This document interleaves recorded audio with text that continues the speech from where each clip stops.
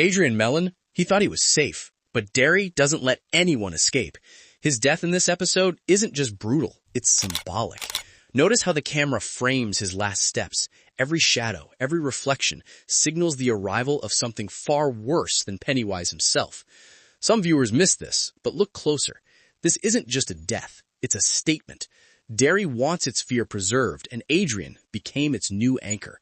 And here's the terrifying link. Bev's vision wasn't random. It predicted not just the death, but how it would feel. The town itself, it manipulates reality to ensure every fear comes true. If you blinked, you might have missed the tiny red balloon in the corner, a subtle nod to Pennywise's lingering influence, proving even when he isn't visible, his presence dominates. Adrian's death is a warning. The adults of Derry are next. Bev's connection to the deadlights is more than psychic, it's supernatural. In this episode, her trance sequence is longer, more intense, and more terrifying than ever.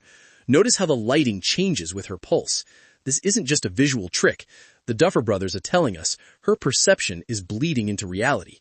Her visions aren't chronological. They jump between past and future, showing us events we haven't seen yet, and some we've already forgotten. This is key. The red glow isn't just her fear. It's Derry itself responding. Every time the glow intensifies, danger is imminent, not just for Bev, but for everyone around her.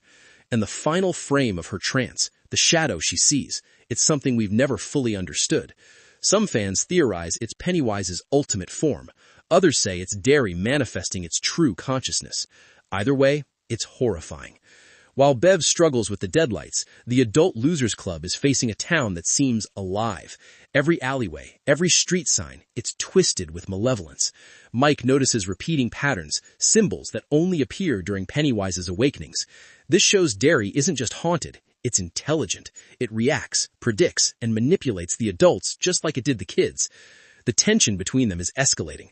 Bill's guilt over Georgie's death, Richie's sarcasm covering fear, and Mike's obsession with history all converge to create a psychological minefield that Pennywise is exploiting.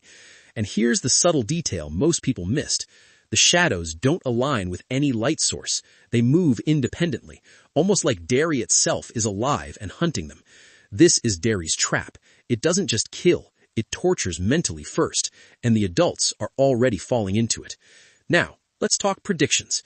This episode dropped subtle clues that hardcore fans are already connecting. First, the deadlights aren't just a vision tool, they're a warning system for Derry. Bev's reaction shows us how the town manipulates perception, bending reality to ensure its survival. Second, Adrian Mellon's death. Some fans believe he is the key to unlocking Derry's cyclical timeline. His death isn't random, it's ritualistic. Derry feeds on certain types of fear, and his was pure, untainted terror. And third, Pennywise's presence might be weakening, but Derry itself is evolving. By the finale, this could lead to a confrontation we've never seen before, one where the town is the real villain. These theories aren't just speculation. Every visual cue, camera angle, and shadow in this episode points to one terrifying truth. Derry is awake, and it's watching you. And while the adults struggle, the town's manipulations grow more intense. Every object seems to have intent. A swinging door, a broken mirror, a misplaced toy, all reflecting Derry's consciousness. Richie notices patterns he can't explain, symbols that repeat across different locations. This isn't coincidence. Derry is forming a network of fear, connecting every inhabitant, every street corner, every hidden space into a single, living entity. The tension is unbearable because the town anticipates every reaction.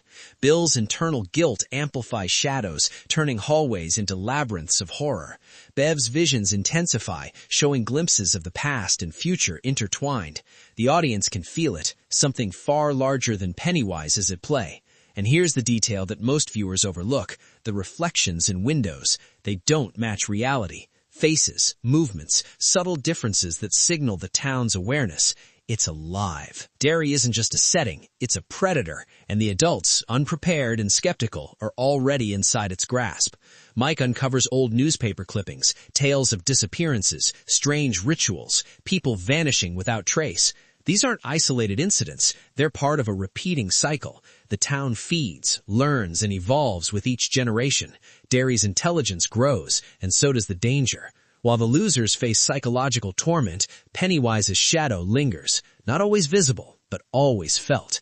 It's the pull of history, the echo of fear, making sure no one can escape. The tension peaks when Bev experiences a vision showing multiple timelines simultaneously. Each choice leads to a different horror. The sequence is disorienting, yet precise. This is the town's method. Overwhelmed perception, then strike where fear is strongest. Adrian's death earlier isn't the end, it's the template. Every adult now risks becoming the anchor for Derry's next cycle of terror. The final moments of the episode leave viewers questioning reality. Shadows move independently, whispers fill empty rooms, and the town itself seems to breathe. Every frame is crafted to make the audience feel that nowhere is safe. And here's the theory that will haunt fans. Derry's consciousness might extend beyond its physical boundaries. The town could manipulate events miles away, subtly influencing decisions, planting fears, and ensuring its cycle continues. The horror is inescapable. Even after the episode ends, the lingering feeling is that Derry watches, Derry waits, Derry feeds. Nothing is random, nothing is safe, and as the losers prepare for what comes next, one truth is clear.